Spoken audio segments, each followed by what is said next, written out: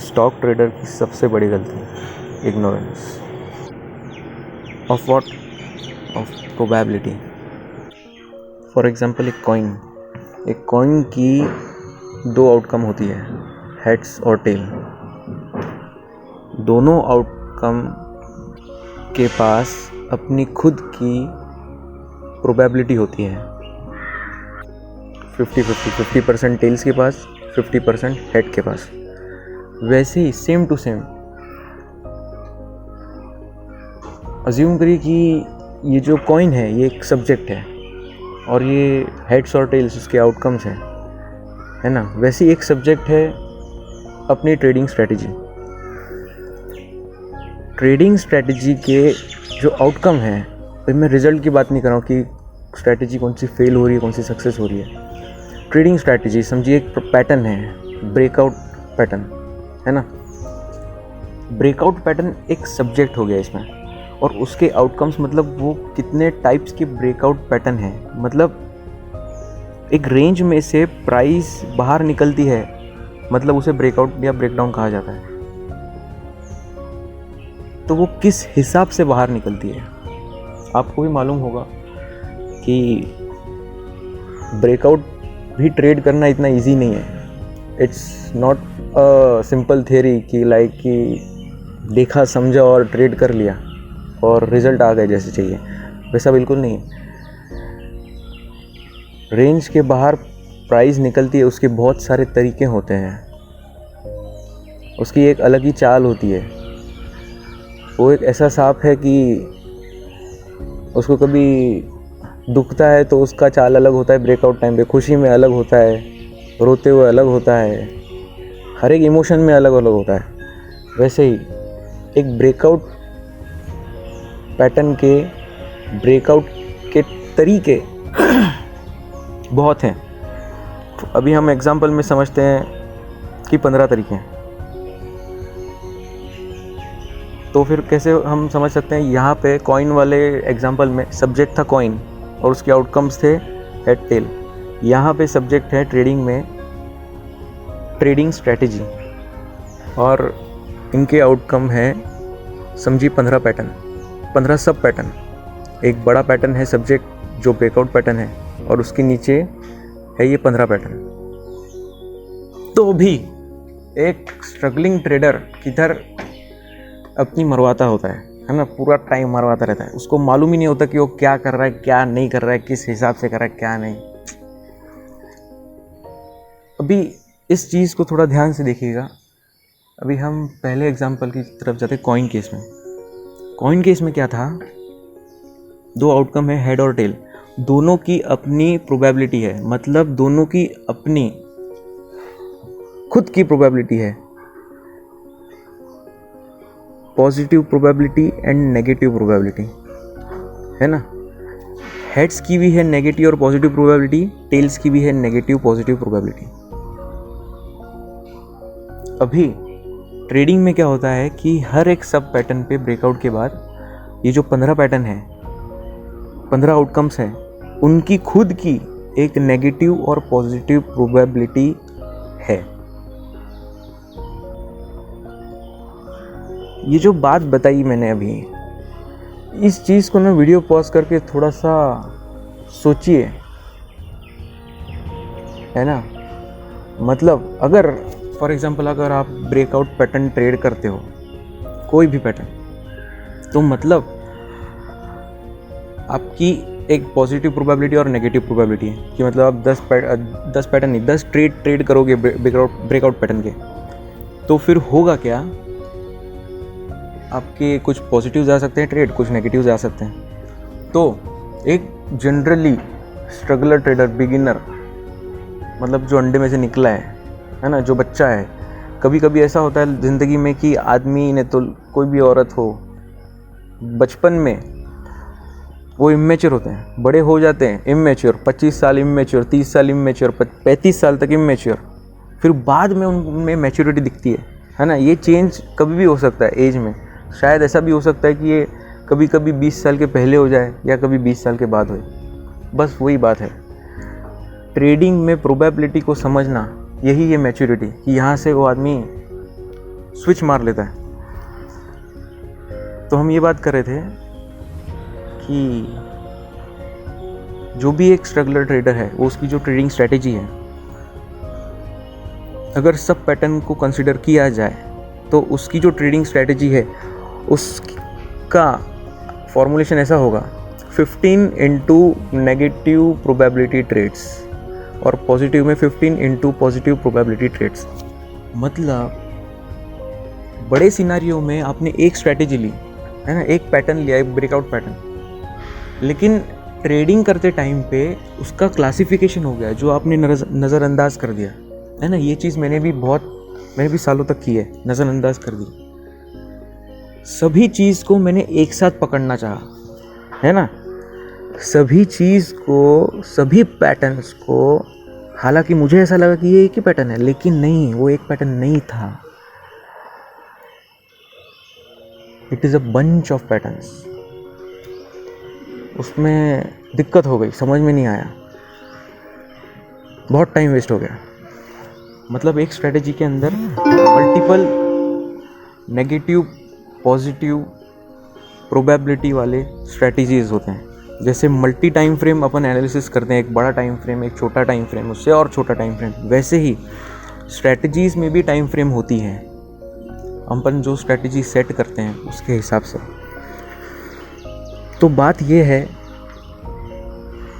कि अगर हमको मालूम है 15 स्ट्रेटजी है, अपन ने सोचा कि ये एक स्ट्रेटजी है, लेकिन नहीं, वो एक नहीं है, वो एक्चुअल में 15 स्ट्रेटजीज़ हैं। तो 15 स्ट्रेटजीज़ में आपको ट्रेड करनी है सिर्फ एक स्ट्रेटजी जिसका पैटर्न सेम हो। अभी एग्जांपल में ऐसा दे देता हूँ, 15 जो मैंने सब स्ट्रेटजीज़ बताए हैं, 2 एग्जांपल में ऐसा दे देता हूँ, नहीं तो जितने हो सकते हैं। फर्स्ट ऐसा ब्रेकआउट हो रहा है और रन हो रहा है विदाउट रीटेस्ट। ब्रेकआउट हुआ, फिर रीटेस्ट हुआ एंड रन। थर्ड ब्रेकआउट हुआ, रीटेस्ट के अंदर उसने छोटा सा पैटर्न बनाया, मतलब वो बनेगा तो फ्लैग पैटर्न ही है ना। ये हो गया थर्ड। फोर्थ ऐसा हुआ कि उसने ब्रेकआउट किया, रीटेस्ट तो नहीं किया लेकिन टीसीटी बना दिया, ऐसा। और फिफ्थ पकड़ सकते हैं। ऐसे बहुत सारे पैटर्न, अगर डीप में जाएंगे ना, इसमें गैप्स भी आते हैं, गैप्स को भी कंसिडर किया जाता है। तो ऐसे नहीं, ये बहुत सारे पैटर्न्स हैं, ब्रेकआउट के अलग अलग पैटर्न्स हैं। देखिए अगर कैसा हो जाता है ना, झोल क्या है मालूम है क्या, सबसे अभी मेन बात बताता हूँ कि 15 पैटर्न है।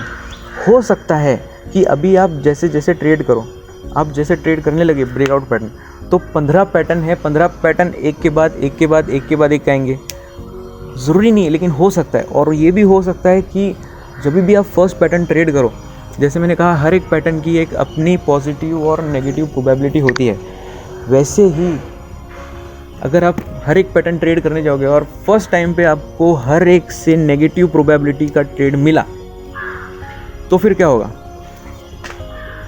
सोचिए, तो फिर क्या होगा? आपके जो स्ट्रेटजी है उसमें आपको 15 ट्रेड स्टार्टिंग में ही लॉस हो गया। 15 ट्रेड लॉस होना मतलब ये बहुत बड़ा चीज़ हो जाता है ना। उसमें एक ट्रेडर फैसला ये कर लेता है कि ये स्ट्रेटजी गलत है और वो छोड़ देता है। ये बहुत बड़ी बात है ट्रेडर्स। अभी क्या मालूम कितने लोगों से ये बात समझ में आती है, क्या होता है, लेकिन trading is a game of, क्या बोलते हैं उसको, जैसे अपन चावल में से कंकड़ कैसे ढूंढ के निकालते हैं, वैसे ही ट्रेडिंग है गेम, वो कंकड़ ढूंढ के, और ये कंकड़ जो है ये प्रोबेबिलिटी है। आपको ये जो प्रोबेबिलिटी है ना, वो ढूंढ के थोड़ी करके आपके फेवर में लानी होती है ना। और एक बार अगर आ गई तो बस खेलते रहो। फिर एक एग्जांपल ऐसा भी देना चाहता हूँ कि अभी एक डब्ल्यू पैटर्न हो गया है ना, नाम के लिए डब्ल्यू पैटर्न हो गया। एक डब्ल्यू पैटर्न होता है, नाम, बस एक नाम है, ये सब्जेक्ट हुआ, लेकिन इसके सब पैटर्न्स बहुत सारे हैं, है ना। अभी for example incline W pattern और हॉरिजॉन्टल डब्ल्यू पैटर्न, है ना।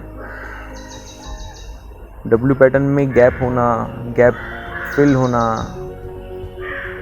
बहुत सारी चीज़ें हैं। W सिर्फ एक मतलब शहर का नाम है, ऐसे समझिए। उसके अंदर बहुत सारे रास्ते हैं और उसके अंदर बहुत सारी चीज़ें हैं। अभी मैं W पैटर्न ट्रेड करता हूँ, तो इसका मतलब ये नहीं कि उसकी जो पॉजिटिव और नेगेटिव प्रोबेबिलिटी वो सिर्फ एक W के हिसाब से आएगी। W पैटर्न के अंदर भी बहुत सारे W पैटर्न है ना। तो उसकी प्रोबेबिलिटी जो गिनी जाएगी वो सब पैटर्न्स के हिसाब से गिनी जाएगी। मैं ट्रेडर से एक बात बताता हूँ, ये चीज़ जितना जल्दी समझ सके उतना जल्दी समझ लो, नहीं तो जो मार्केट है ना, गुटखे की तरह चबाएगा चबाएगा चबाएगा और कचरे में नहीं तो नाली में थूक देगा।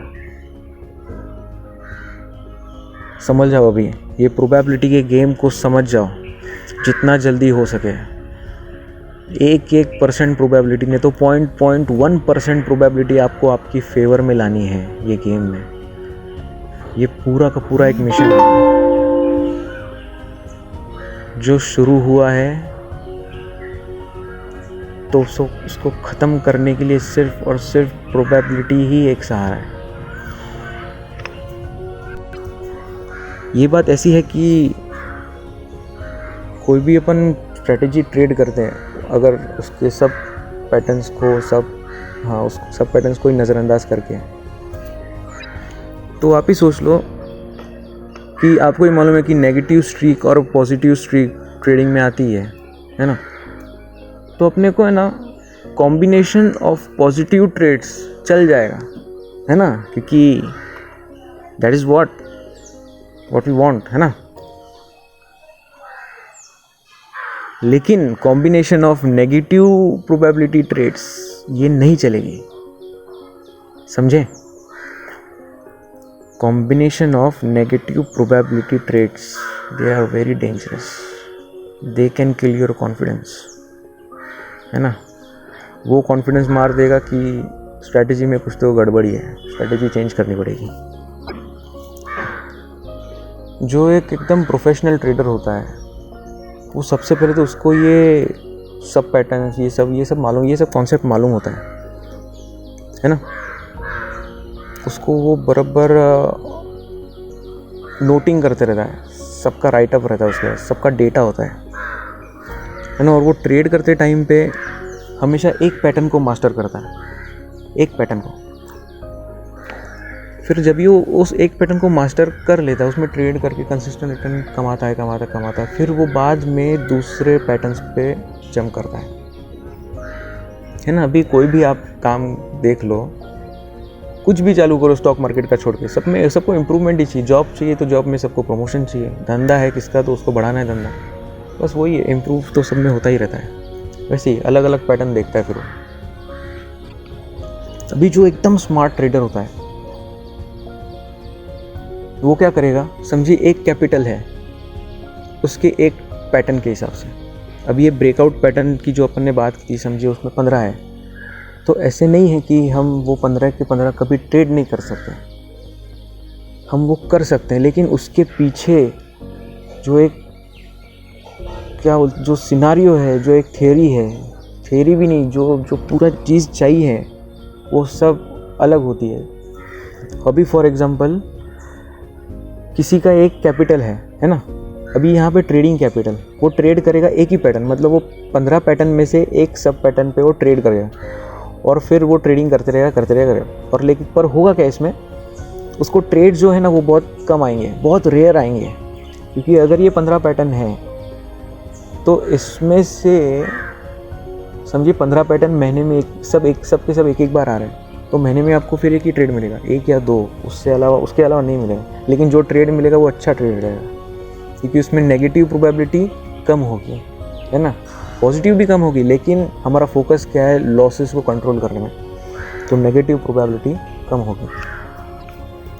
और यहाँ पे प्रोफेशनल ट्रेडर क्या करते हैं कि अगर उनको 15 के 15 स्ट्रेटजीज, 15 के 15 पैटर्न अगर ट्रेड करने हैं, 15 सब पैटर्न, तो वो 15 ट्रेडिंग कैपिटल रखेंगे। समझ में आ रही मेरी बात? एक price action trader, pattern trader है ना, पैटर्न ट्रेडर के लिए सिर्फ पैटर्न ही इम्पोर्टेंट होता है, उसके अलावा कुछ नहीं। उसके लिए एक पैटर्न मतलब उसके लिए एक उसके कंपनी का एक प्रोडक्ट है ना, एक प्रोडक्ट, अक्खा एक प्रोडक्ट, वो एक प्रोडक्ट का अक्खा एक डिवीज़न है, उसकी अपनी क्वालिटीज़ हैं वो प्रोडक्ट की, है ना, पैटर्न की क्वालिटी होती है। वैसे ही ये उसके 15 प्रोडक्ट हैं, हर एक के लिए अलग अलग उसको एनर्जी देनी पड़ेगी, हर एक के लिए अलग अलग फोकस लगेगा मार्केट में अच्छा परफॉर्मेंस के लिए हर एक प्रोडक्ट के। तो क्या करेगा, उसके 15 कैपिटल रखेगा, हर प्रोडक्ट के लिए एक डिफरेंट कैपिटल रखेगा कि भाई ये जो कैपिटल है मेरा ये प्रोडक्ट के पीछे ही जाएगा। हर मेरा रिस्क मैनेजमेंट जो भी है हर प्रोडक्ट का इंडिविजुअली है, ना कि अक्खे इसका, है ना। अभी फॉर एग्जांपल मैं आपको एग्जांपल देना चाहूँगा, अभी प्लास्टिक है, कोई कंपनी का प्लास्टिक की कंपनी है, तो उसका सारा पैसा प्लास्टिक में नहीं लगेगा, और ये प्लास्टिक के अलग अलग उसके प्रोडक्ट्स हैं, कोई किचन का सामान बनाता है, कोई बाथरूम का सामान बनाता है, कोई हॉल का सामान बनाएगा, कोई ऐसे खिलौना बनाएगा, ऐसे समझे प्रोडक्ट्स हैं बहुत सारे। तो उसका फोकस सिर्फ प्लास्टिक पे नहीं रहेगा, है ना, है मेन बिजनेस प्लास्टिक, लेकिन पैसा निकालने के लिए मार्केट से उसको हर एक प्रोडक्ट पे, हर एक डिवीज़न के, है ना, हर एक प्रोडक्ट पे उसको फोकस करना पड़ेगा, हर एक प्रोडक्ट का रिस्क मैनेजमेंट देखना पड़ेगा, रिस्क रिवॉर्ड देखना पड़ेगा, है ना, क्वांटिटीज़ को समझना पड़ेगा, है ना, मतलब 15 कैपिटल। वैसे ही ट्रेडिंग में प्रोफेशनल ट्रेडर सेम वैसे ही करता है भाई, कि हर एक पैटर्न को एक अपना कैपिटल दे दिया, उसका रिस्क मैनेजमेंट अलग है, उसका ट्रेड क्या बोलते उसको, ट्रेडिंग जर्नल अलग है ना, उसका मतलब जो राइटअप है, जो उसका डेटा है ना, एकदम खतरनाक है, मतलब पोस्ट ट्रेडिंग वर्क एकदम खतरनाक, सब मैनेजमेंट जो है उसके वो एक बुक में है, नहीं तो फिर उसके ऐप में है, मोबाइल में है ना। ट्रेडिंग इंडिविजुअल पैटर्न, एक पैटर्न हमेशा ऐसा होता है ना ट्रेडर्स की, हम जब भी बैक टेस्ट करते हैं उस टाइम पे हम अलग पैटर्न देखते हैं, लेकिन हम जब भी एप्लीकेशन पे जाते हैं हम अलग पैटर्न ट्रेड कर लेते हैं, इससे प्रोबेबिलिटी की मावेन हो जाती है।